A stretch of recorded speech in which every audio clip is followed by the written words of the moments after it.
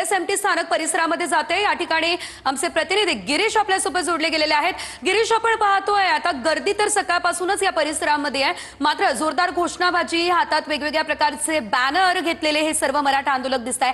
काय संदेश देण्याचा नेमका प्रयत्न केला जातोय, काय अपडेट?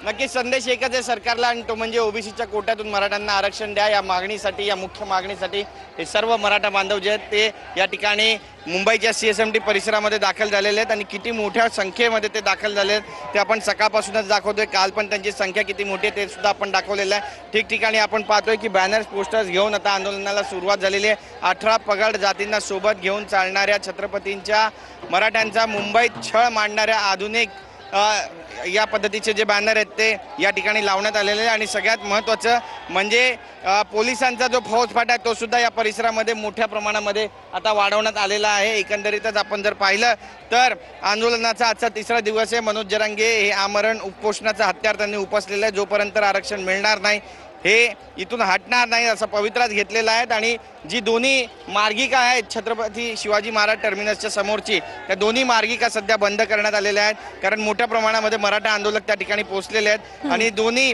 बाजूची जी वाहतूक आहे ती कशा पद्धतीने बंद आहे त्याची ही सगळी दृश्य आहेत ती सुद्धा आपण पाहतोय। हातामध्ये बॅनर्स, पोस्टर्स घेऊन या ठिकाणी मराठा बांधव पोहोचलेले आहेत। डोक्यावरती टोपे आहेत, खांद्यावरती भगव्या शाली आहेत, आणि त्यासोबतच एक मराठा लाख मराठाचा जो नारा आहे तो त्यांच्याकडून दिला जातोय। आरक्षणाची मागणी केली जाते आणि त्यासोबतच बीएमसीवर सुद्धा खापर फोडलं जात आहे की व्यवस्था त्यांची इथे झालेली नाही आहे, अन्न पाण्याची सुविधा नाही आहे। त्यामुळे आपण पाहतोय की आता गावाखेड्यातूनच जे ट्रक आहेत ते भरभरून या ठिकाणी पोहोचत आहेत आणि अन्न पाण्याची जी व्यवस्था आहे ती सुद्धा यांची केली जाते।